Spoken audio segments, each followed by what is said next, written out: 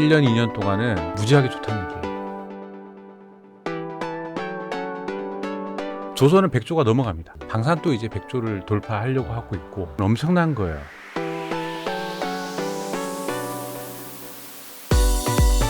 고정 댓글을 타고 오세요.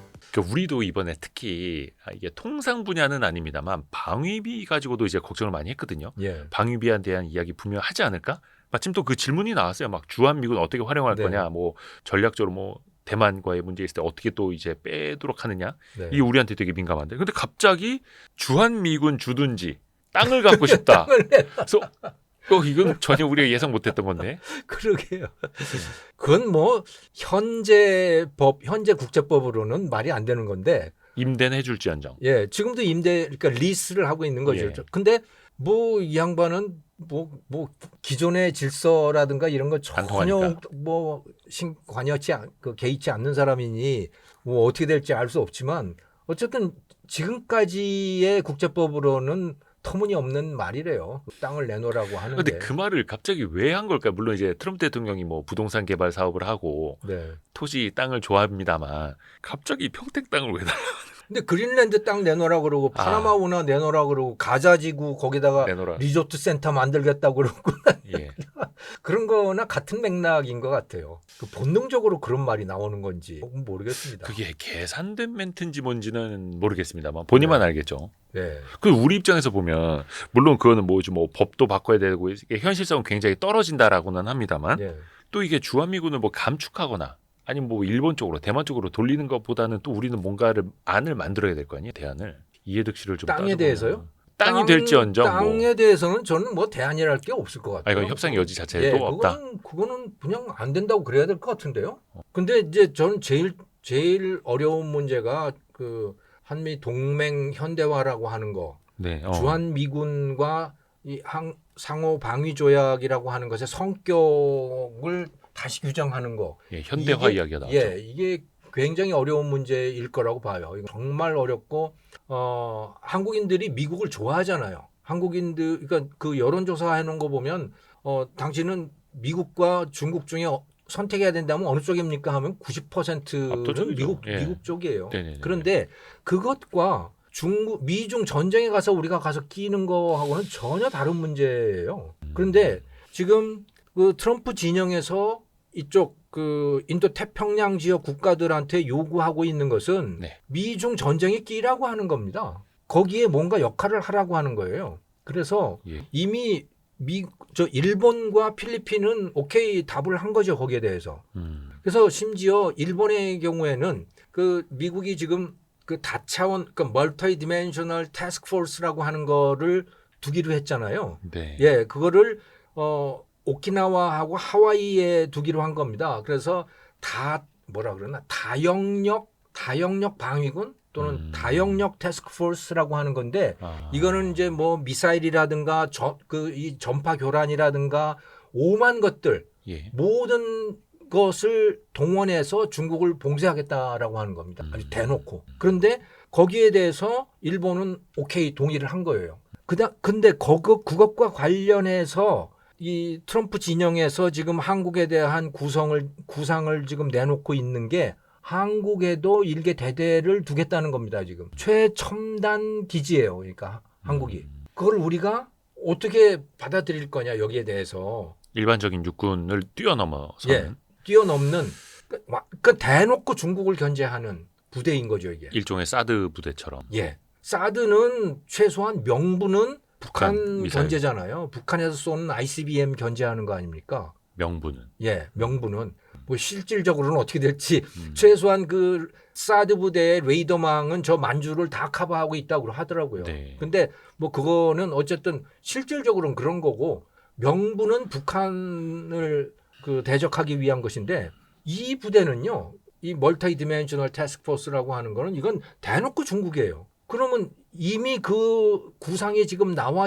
있는데 한국도 여기에 대해서 답을 해야 될 거 아닙니까? 지금 그게 그 어떤 상태에 있는 건지 전 전혀 알 수 없습니다만은 이번 회담에서 전혀 나오지 않은 문제인데 분명히 문제가 되는 그런 이슈들인 거죠. 그러면 또 그게 어떻게 보면 이제 안보 측면에서 비즈니스적으로 이어져서 또 중국을 자극할 수도 있으니. 네. 근데 이번에 이재명 대통령도 그 안미 경중에 대한 한마디를 했더라고요. 그러니까 예. 안보는 미국, 경제는 중국이었는데 이제는 그게 현실적으로 좀 어렵게 됐다. 네. 근데 또 미국도 다만 중국과 그렇게 경제적으로 경쟁을 하면서도 그러니까 안보적인 측면에서도 문제를 삼으면서도 비즈니스는 또 비즈니스대로 한다 이런 취지로 이야기를 하더라고요. 그렇죠. 미국도 하지 않냐. 그러니까 우리도 그 정도는 한다. 네. 가까이 있는 나라로서. 그 어떡하냐. 중국하고 딱 붙어 있는데 뭐 이 정도 이야기를 한 거예요. 현실론으로. 예, 하지만 본격적으로는 안 하겠다. 이렇게 이야기를 했는데 자, 그러면 최소한 외형적으로는 미국에 상당히 다가간 거 아닙니까? 네네네. 그럼 중국의 입장은 어떻겠냐는 거예요. 중국은 이미 경고를 했습니다. 네. 이미 글로벌 타임스 그 중국 공산당 예, 기관지가 있잖아요. 예. 영문 기관지. 거기에서 이미 경고를 했어요. 당신네들 미국하고 좀 마스간이 뭐 그런 거 한다고 하는데 조선업 가서 그렇게 도와주고 그러면 당신네들 미국에 종속되는 거야. 조심해. 하고 이미 공개적으로 경고를 했어요. 사설로. 그러니까 뭔가 우리한테 중립을 지켜라 뭐 이런 식으로 했다 하더라고요. 그러니까요. 그러니까 중국이 아마 가만히 안 있을 겁니다. 그러니까 이 마스가라고 하는 게 본격적으로 되잖아요. 본격적으로 그 본궤도에 올라가서 뭔가 제대로 되어서 정말 그 미국의 조선 산업이 그레이트 어게인이 되면 중국이 가만히 안 있어요. 그러기 전에. 그거는 조선뿐만이 아니고 저는 원전도 마찬가지일 거라고 생각해요. 미국이 앞으로 원자력 발전소 한 100개 만든다라고 하는 거 아닙니까? 네. 그것이 되어야만 인공지능이 제대로 발전을 할 수가 있는 거예요. 네. AI가. 자, 그런데 현재로서는 미국은 그런 능력이 없습니다. 웨스팅하우스가 그럴 수 있는 그 캐파를 갖고 있지 않아요. 네. 그들은 그저 지금 이미 만들어져 있는 원전을 관리하고 그 지적재산권 관리하고 뭐 분쟁 해결하고 하는 그 능력만 지금 갖고 있는 겁니다. 그러니까 새로 원전을 구축할 수 있는 능력이 전혀 없어요. 그럼 그걸 누가 하냐? 그 능력이 최고인 나라가 중국과 러시아잖아요. 네네네. 그런데 중국, 러시아는 어차피 같이 못 가니까 그 다음에 남는 게 한국, 프랑스 이런 데인데 프랑스도 이미 현장에서의 능력이 상당히 떨어져 있는 상태이기 때문에 이제 한국이 최적 파트너로 올라서게 된 겁니다, 지금. 네. 그러니까 한국이 도와주지 않으면, 미국을 도와주지 않으면 미국은 AI의 발전도 사실은 굉장히 어려운 상태가 되는 거예요. 지금 그 메타도 그렇고 구글도 그렇고 뭐 다들 자기 전용 원전을 두겠다고 지금 다들 그러고 있잖아요. 그 전용 원전을 뭐 어떤 경우에 소형 모듈형 원전 SMR이라고 하는 것도 있고 예. 아니면 또 이미 그 문을 닫은 스리마일 아일랜드에 있는 옛날 그 대형 원전 그거 다시 살리겠다는 거거든요. 네네. 그렇게 해서 그걸 거기에서부터 전기를 쓰겠다고 그 오픈 AI가 그 뭐 그렇게 하고 있던가? 네네네, 거기도. 뭐 그렇죠. 자, 그럴 정도로 지금 전기 사정이 급한 거예요. 네네. 특히 AI 기업들이. 데이터 센터에 예. 대해서. 그런데 그걸 해줄 수 있는 데가 어디냐? 한국밖에 이제는 없는 겁니다. 그러니까 원천 기술은 없더라도 원전을 지어줘야 하니까.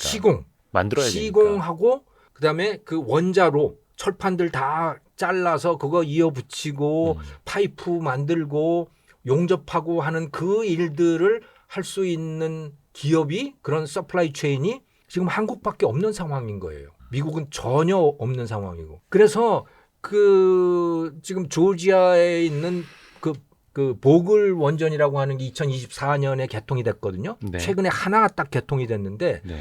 그거 만드는데 16년이 걸린 거예요. 그냥 어거지로 만든 거죠. 어거지로 그야말로. 그래서 심지어 어느 정도까지 됐었냐면 그 파이프 같은 거 이런 것들이 있잖아요. 그 용접을 해야 되는데 용접이 제대로 안 돼서 1년 6개월 동안 했던 걸 다 폐기하고 새로 만들 정도로 그럴 정도의 실력입니다. 아, 그래요? 네.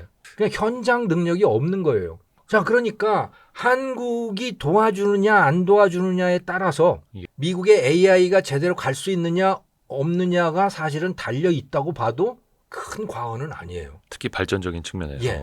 그러면 에너지 중국의 측면에서. 입장에서는 지금 AI 가지고 서로 치열하게 경쟁을 하고 있는데 한국이 참 영 껄끄러운 거죠. 미국에 가서 붙으면. 조선도 그렇고 이게 다 중국하고 경쟁 때문에 때문에 지금 문제가 생기고 있는 것들이거든요. 근데 이게 경제적인 거, 안보적인 거 다 두루두루 그렇게 되면은 또 중국은 신경 쓸 수밖에 없고 또 우리가 이제 기대를 하고 있는 게 이게 몇 년째인지 모르겠습니다만 한한령 얼마나 또 이제 해제가 공식적으로 됐느냐. 네. 그래서 에이펙 정상회담 때 시진핑 주석이 한국에 오고 네. 좋은 그림이 연출이 되고 네. 우리도 뭔가 좀 경제적으로 비즈니스적으로 그동안에 막혀있던 것들이 빨리빨리 좀 풀리고 이거 기대를 하고 있는데 네. 그러면은 뭔가 조선과 원전 측면에서 한미 간의 동맹이 더 굳건해질수록 네. 중국은 또 불편해지고 중국은 굉장히 불편해지는 거죠. 그럼 이쪽에서 기대했던 것도 약간 좀 더 다시 멀어질 수도 있을까요? 그러면 그러니까 그걸 모르겠어요. 그건 현 정권이 어떤 선택을 하느냐에 따라서 다른 건데 아직 중국하고 구체적으로 뭐 아무것도 해본 적이 없잖아요 지금. 그래서 그 전승절에 대통령을 초청을 했는데 네. 그래서 그냥 국회의장만 간다고 하더라고요. 예. 그러니까 지금 이재명 정권은 미국하고는 더 가깝게 가겠다고 하고 일본하고도 더 가깝게 가겠다고 하고 중국하고도 친하겠다라고 하는 거 아닙니까? 이게 되겠냐는 거예요. 그 중국이 그렇게 가도록 내버려 두겠냐는 거예요. 근데 우리는 뭔가 그동안에도 전략적 모호성 막 이런 거 있지 않습니까? 중국과는 이제 지금까지는 비즈니스 됐죠. 관계로. 예. 지금까지는 됐죠. 그리고 이재명 대통령도 스스로 이야기를 했듯이 지금까지는 가능했다. 근데 지금부터는 안 된다는 거 아닙니까? 약간 본인 또 입으로 그 그랬어요. 현실을 좀 이제 인정을 할 수밖에 없는 거죠. 그렇죠. 그게 현실이니까. 예. 진실의 순간은 다가오게 돼 있거든요. 그러면 정말 마스가를 통해서 미국의 조선업을 위대하게 정말 만들었다? 이거는 중국으로서는 도저히 용납할 수 없는 겁니다. 왜냐하면 중국이 이 태평양을 장악하고 싶은 거 아니에요. 네. 내놓고 태평양 패권을 추구하고 있는 거 아닙니까? 네네네. 예, 그래서 해군을 그렇게 키우고 있는 건데, 근데 한국이 미국에 가가지고 미국 해군을 키우면, 그러면 중국하고 지금 덤비는 거죠.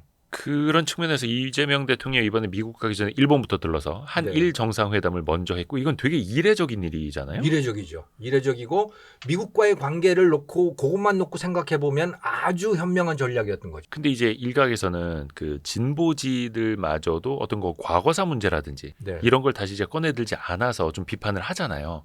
네. 너무 이제 또 한미일 동맹과 또 너무 미래지향적으로만 간 거 아니냐 네.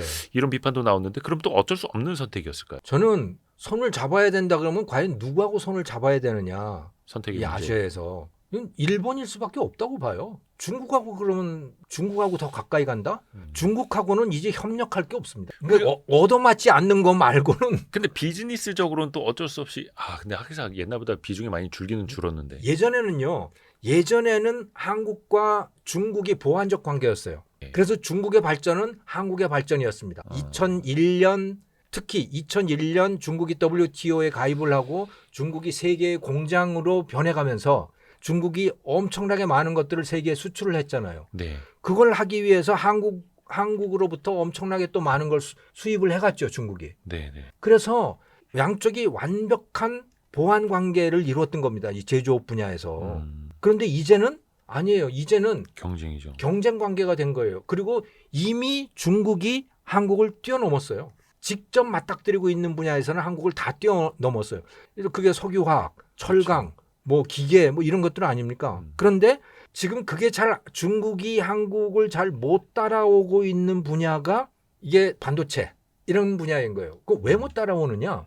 이거는 미국 때문에 못 따라오는 겁니다. 미국이 중국을 끊어냈기 때문에 그러니까 예를 들어 반도체 같으면 그 EUV 장비라고 하는 거, 네. 극자외선 장비라고 하는 거를 중국이 구하지 못하도록 네덜란드에 압박을 가가지고 다 그거 끊어버린 거 아닙니까? 네. 그리고 TSMC도 중국에 접근하지 못하도록 다 끊었잖아요. 그러니까 중국이 제대로 반도체를 만들 수 없는 상황이 된 거고, 그리고 그냥 놔뒀으면 아마 그 장비들 다 들여다가 한국과 대만에서 그 엄청난 돈 들고 다 인력 스카웃해서 그래서 이미 한국 대만을 뛰어넘었을 거라고 봐요, 저는. 그런 제재가 없었다면. 예, 한 7, 8년 거쳐서 이미 다 뛰어넘었을 거다. 그래서 반도체도 그렇고 스마트폰도 그렇고 뭐 중국이 그야말로 싹쓸이를 하고 있었을 텐데 그거를 2017년부터 트럼프가 다 끊어버린 거 아닙니까? 그나마 제재를 하니까. 예. 그래서 한국의 시장이 생겨난 거예요. 그래서 우리는 그러니까 생각해 보면 저도 얼마 전에 그 로봇 박람회 취재하느라 중국을 다녀왔는데 네네. 중국 현지에서 현대차 안 보입니다. 그렇죠. 아반떼 한 대 봤습니다. 그것도 예. 조선족 분이 타시는 거. 그러니까요. 그리고 뭐 스마트폰은 이제 다 그냥 중국산으로 다 깔려 있고 예. 생각해 보면 이제 중국에서 철강 안 돼, 화학 안 돼, 스마트폰 안 돼, 자동차 안 돼, 유통업체들도 안 돼, 식품들도 이제 그쪽 기업들 많이 크고 있고 예. 남아 있는 게 진짜 팔게 반도체밖에 없습니다. 없네요. 반도체. 없어요. 예. 자동차도 뭐 작년 같은 경우 수출이 많았지만 미국에 대한 수출이잖아요. 그럼 미국에 대한 수출은 왜 늘어났을까? 그건 중국 차를 미국에서 못 팔기 때문이에요. 미국이 중국을 끊어내기 때문에 중국이 사라진 시장들이 생겨나는 겁니다. 우리한테. 예. 그거는 그 시장에서는 한국이 최강자인 거죠. 그러면은 어쩔 수 없이 점점 더 중국과는 경제를 교류하는 비중, 뭐 이거 물건을 파는 것도 좀 줄일 수밖에 그건 없다는 같이 거예요. 갈 방법이 없다 저는 그렇게 봐요. 다만 이제 히토류 같은 거 이거는 중국 아니면 구할 수가 없기 때문에 그렇죠. 그런 면에서의 협력은 필요하지만 이제 중국하고 같은 시장에서 활동을 하면 한국은 과거에 2000년대 초반부터 2010년까지 한국의 삼성, LG 이런 데들이 일본 기업들 다 뛰어넘었잖아요. 네. 그래서 일본 기업들 망하고 다 망했지 않습니까? 네네네. 우리가 지금 그런 상황이에요. 그래서 중국에 대한 의존도는 더 낮출 수밖에 없다. 그럼 같이 갈 수 없는 상황이다. 낮춰야 이제. 된다. 우리가 그 일본과 조금 더 이제 가까이 지낸다면 우리가 일본한테 받을 수 있는 도움 같은 건 뭐가 있을까요? 또 과거에는 이제 일본과 산업 측면에서 경쟁을 정말 또 많이 했었는데. 사실은 저는 도움을 받을 게 별로 없다고 봐요. 어떤가요? 다만 안보적으로 지정학적으로 굉장히 중요한 위치이고 중국 때문에. 예 그리고 중국이 패권 추구를 절대 포기하지 않을 것이기 때문에 한국만 가만히 있으면 너무 불안하고 그야말로 중국의 속국이 될 수 있으니 그런 위협을 당하는 나라끼리 손을 잡는다라고 하는 의미 그런 의미에서 일본, 필리핀, 한국, 대만 이렇게 이제 손을 잡을 수밖에 없는 상황이다. 이게 제가 정치적인 건 잘 모릅니다만 항상 보수 정부일 때는 그래도 한미일 동맹, 네. 일본과 가깝게 지내고 진보 정부일 때는 그래도 한일보다는 그냥 한미 네. 그리고 중국과는 좀 비즈니스 관계로 좀 이렇게 설정을 하고 전략적 모호성을 중간에 가지고 갔었는데 이재명 정부부터는 그게 그러면 또 확실히 좀 달라진다라는 걸까요? 한미일로 이렇게. 그러니까 경제적으로 보면 한국과 일본 여전히 경쟁 관계예요. 그러니까 한국, 일본, 중국이 모든 산업에서 그러니까 특히 주력 산업에서 다 경쟁 관계가 돼버린 거예요. 그래서 같이 갈 수 없어요. 이거는 경제적으로는. 그리고 그 한미 정상회담 이야기를 했으니까 그러면 이제 트럼프의 관세 정책 자체는 네. 상호 관세도 대부분의 나라랑 이제 그 협의를 거의 끝내 가고 있고 물론 다 된 거는 아닙니다만 네. 올해는 15%로 하기로 했고 물론 이제 품목 관세는 아직 발표가 좀 남아 있는 것들이 있습니다만 트럼프의 관세 정책은 이제 어떻게 보면 이제 불확실성이 제거되는 마무리 단계 이렇게 해서 남아 있는 트럼프의 임기 한 3년 반은 쭉 가는 단계 이렇게 접어들었다고 봐도 될까요? 아니면 저는 그렇게 안 여전히 봅니다. 불안합니까? 저는 그렇게 안 봅니다. 왜냐하면 또 바꿀까요? 미결 이슈들이 너무 많은 거예요. 한미 동맹의 현대화 여기에서 마음에 안 든다고 생각해 보시죠. 그럼 네. 지금 미국이 인도에 대해서 50% 매긴 이유가 뭐냐? 그 지정학적인 거잖아요. 인도는 미국에 대해서 뭐 그렇게 무역 흑자가 그렇게 큰 나라도 아니고요. 근데 왜 저렇게 매겼느냐? 저거는 인도가 러시아산 원유를 사주기 때문에 그래서 니네가 전쟁 자금 대주고 있는 거 아니야? 그 문제가 제일 크거든요. 브릭스 국가들도 말도 잘 안 듣고. 예. 그래서 브라질도 50%잖아요. 예. 그건 진짜 브라질은요 미국에 대해서 무역 적자예요. 미국에서 수입을 더 많이 해요. 그러니까 브라질이 미국에다가 파는 거는 뭐 커피 뭐 이 정도고 미국에서 수입을 많이 해간다고요. 그러면 오히려 거기는 관세 0% 해줘야 되죠. 근데 50% 매긴 거는 순전히 정치적인 거예요. 그러니까 그 보소나로를 거기 뭐 그 쿠데타 혐의로 해가지고 재판에 넘기고 뭐 그랬다는 게 그게 괘씸하다는 거 아닙니까 지금? 그리고 이 룰라 대통령이 계속해서 트럼프한테 덤비고. 그러니까 이거는 다 정치적인 것이고. 예. 근데 이게 또 시사하는 바는 앞으로도 어떻게 될지 언제든지 모른다. 바뀔 수 있다 이거는. 왜냐하면 미결 과제들이 너무나 많기 때문에 그런 거죠. 계속 이랬다 저랬다가. 예. 우리도 마찬가지. 우리도 미국에 대해서 매긴다고요? 아니. 예를 들어서 이제 우리에 대해서 상호관세 뭐 15% 결정이 나고 했습니다만 대한민국이 또 어느 순간 또 마음에 안 저는 든다. 언제든지 바뀔 수 있다고 봐요. 특히 농산물 시장 문제가 불거져서 그걸 가지고 서로 불화가 생긴다. 그러면 가만히 안 둘걸요? 그건 왜냐하면 수많은 유권자들이 있는 거거든요. 그 사람들도. 근데 그게 정상회담을 통해서 그냥 농산물 시장, 축산물 시장은 이렇게 하지 말자, 도장 꽝, 사인 꽝 하고 온 게 아니라 그냥 그거는 그때 얘기 안 했잖아. 서로 이럴 수 말만 있다라는 한 거고요. 뭐쓴것 메모랜덤도 아닙니다. 이거는. 그러니까 이번에 합의문이 따로 안 됐더라고요. 합의문도 안 됐고 그냥 그 자필 서명에서 위대한 대통령입니다. 그 써줬다는 거. 박명록. 박명. 박명록. 근데 일본과는 합의문이 있었다고 하는데 그래요? 그건 왜 모르겠어요. 우리나라 합의문이 없었지? 근데 또 나중에 왜 7월 말에 이제 앞으로 어떻게 될지는 모르겠는데 15% 상호 관세율을 매기기로 했는데 뭐 자동차 같은 경우에도 근데 25%로 현재도 관세가 물려지고 있다 하더라고요. 대통령이 사인을 안 해가지고 이거 뭐 어떻게 빨리 뭐 촉장을 보낼 수 있는 것도 그게 아니고 어떻게 일단 돌아가는지 잘 알 수도 없어요. 정상회담을 하긴 했으니까 뭐 미국도 뭐 고쳐서 쓰기는 하겠습니다만 그리고 그 트럼프 대통령은 지금까지 쭉 행적을 보면 네. 본인이 한 말을 그렇게 중시하지 않아요. 어차피 바꿀 수 있으니 예, 언제든지 바꿀 수 있다고 생각을 하고 상황에 그거를 따라서 본인의 무기라고 생각하고